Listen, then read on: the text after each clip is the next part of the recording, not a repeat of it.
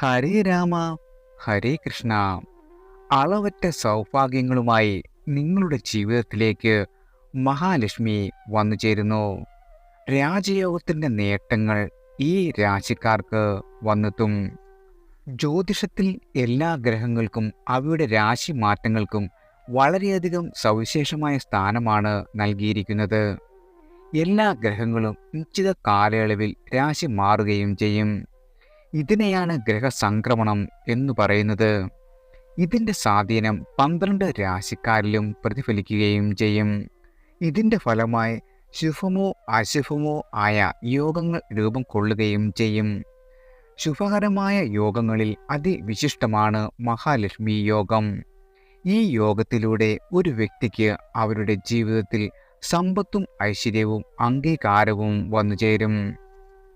ഗ്രഹനിലയിൽ ചന്ദ്രനും ചൊവ്വയും